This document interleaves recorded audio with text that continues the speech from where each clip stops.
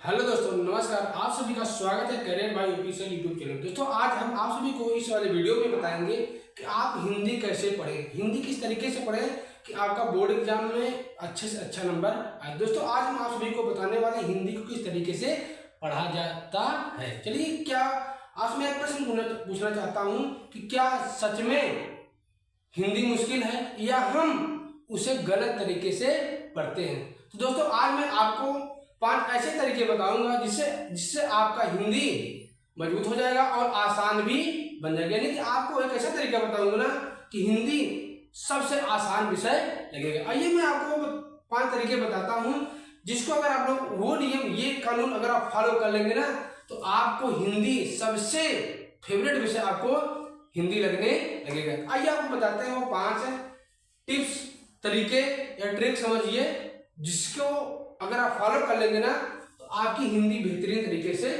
तैयार हो जाएगी। आइए आपको बताता हूँ 5 टिप्स क्या हैं, 5 तरीके क्या हैं। और दोस्तों, अगर आप लोग हमारे यूट्यूब चैनल पर नए हो अभी तत्काल इस यूट्यूब चैनल को सब्सक्राइब कर लीजिए, क्योंकि मैं ऐसे ही शानदार वीडियो आप सभी के लिए लाता रहूंगा और आप सभी के लिए जो भी हो सकेगा वो चीज बेहतर करने का प्रयास करूंगा। और लास्ट तक जुड़े रहेगा। लास्ट में एक ऐसा तरीका बताऊंगा कि आपका हिंदी बेहतरीन तरीके से तैयार हो जाएगा। आइए आपको बताते हैं 5 टिप्स क्या है।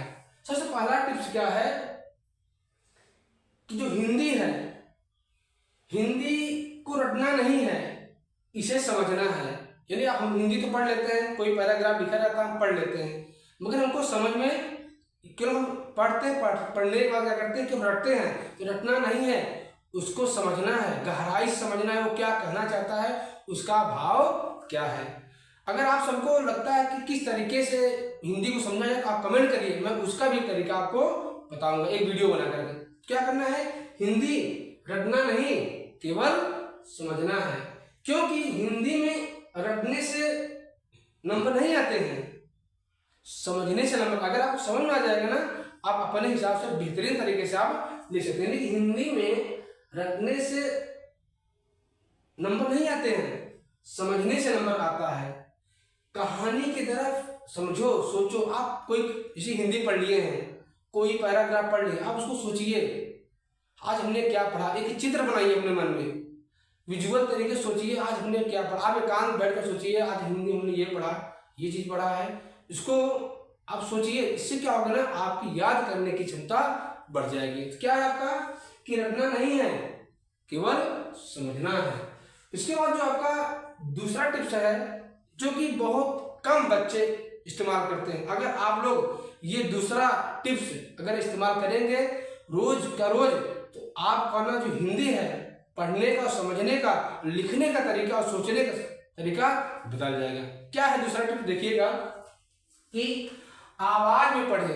बहुत बच्चे क्या होते हैं किताब खोल लेंगे बस ऐसे मन मन में पढ़ेंगे। नहीं, मन मन मत पढ़िए, आप आवाज में पढ़िए, तेजी से पढ़िए। तेजी से पढ़ने से फायदा क्या होता है आइए मैं आपको बताता हूँ कि आवाज में कैसे पढ़ें, उसका क्या फायदा है, क्या लाभ है।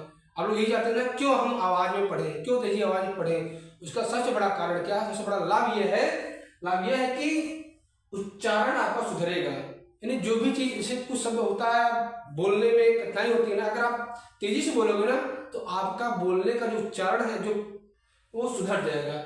दूसरी चीज क्या होगा, इसमें याद जल्दी होगा। अगर आप तेजी से बोलकर पढ़ेंगे ना तो आपको वो चीज जो पैराग्राफ पढ़ रहे हैं, जो पाठ पढ़ रहे हैं, जो भी जीवन पर याद कर रहे हैं, वो चीज आप सभी को आसान तरीके से याद हो जाए। क्या होगा आपका आवाज में पढ़ने का 3 फायदा क्या, पहला है उच्चारण आपका सुधरेगा, ठीक। उसके बाद याद जल्दी होगा।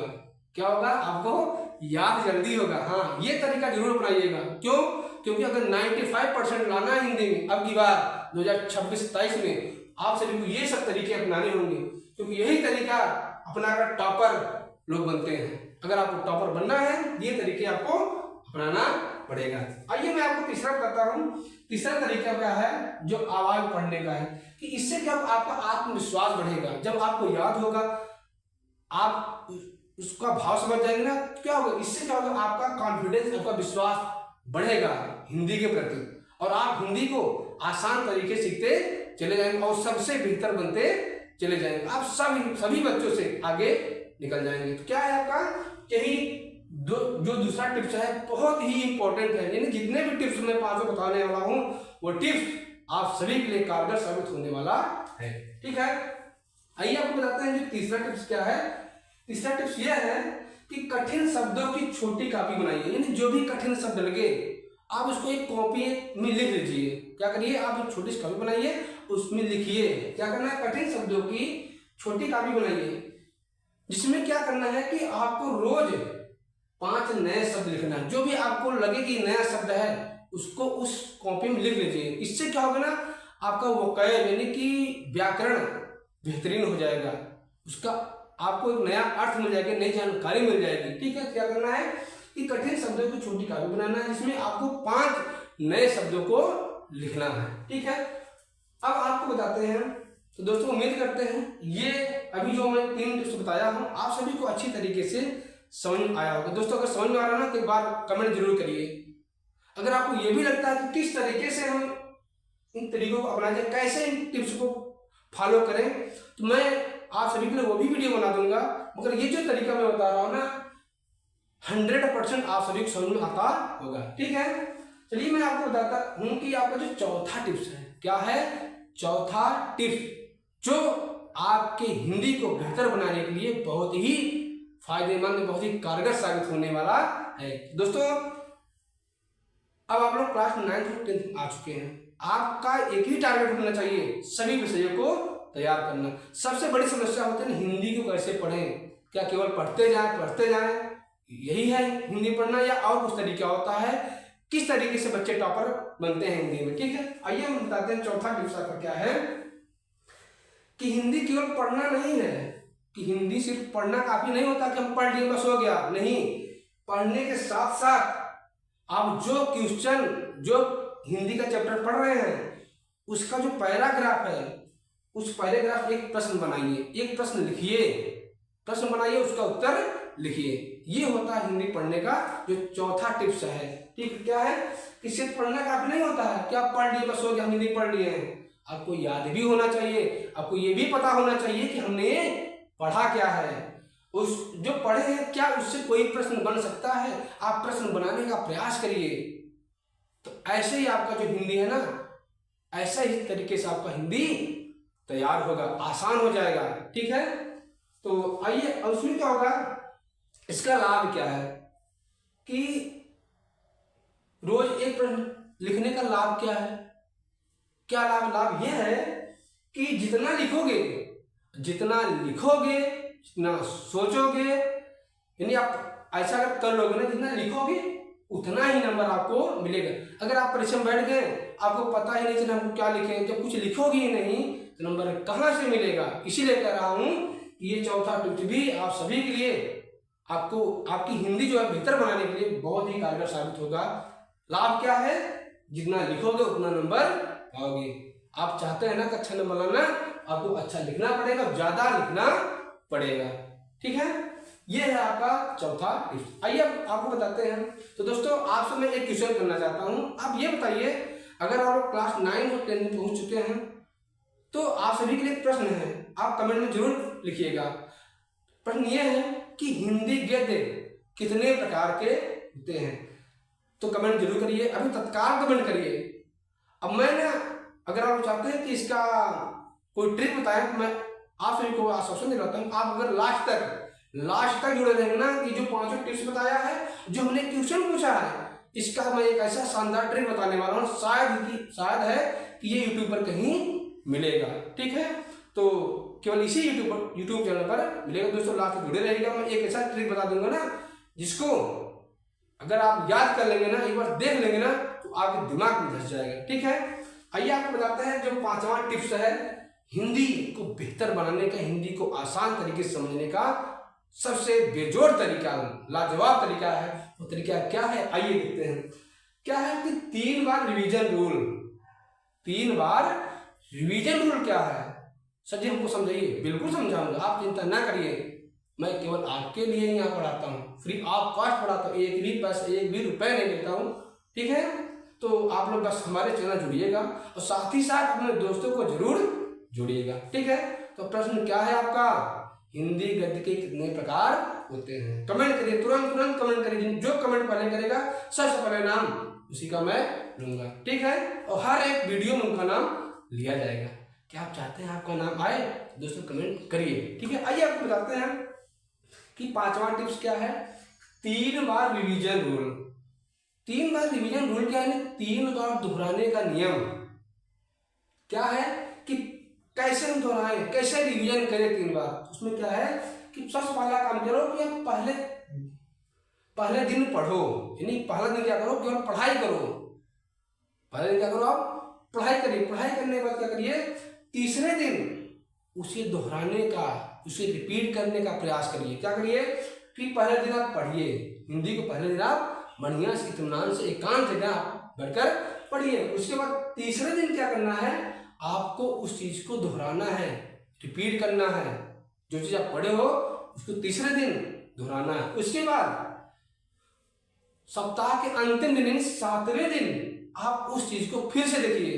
अगर आप ऐसा कर लेंगे ना, आपका जो हिंदी है आपका बेहतरीन तरीके से तैयार हो जाएगा। दोस्तों यही आपका वो 5 टिप्स हैं हिंदी को कैसे पढ़ने, हिंदी को कैसे आसान बनाया जाए। यही 5 टिप्स हैं जो आप सभी को हमने बताया। अगर दोस्तों ये टिप्स, ये तरीके, ये नियम आप सभी को बेहतर लगा हो, एक बार जरूर हमारे यूट्यूब चैनल को सब्सक्राइब कर लीजिए। साथ ही साथ बेल आइकन का प्रेस भी दबा दीजिए ताकि जितने भी प्रकार का वीडियो, ऐसे शानदार वीडियो आप सबके लिए बनाए, वो सबसे पहले आपको मिले और आप सबकी तैयारी बेहतरीन तरीके से हो सके, ठीक है। आइए अब आपको बताता हूँ गद्य का जो हमने क्वेश्चन दिया आपको, गद्य के प्रकार की ट्रिक क्या है। ट्रिक क्या है आइए मैं बताता हूँ।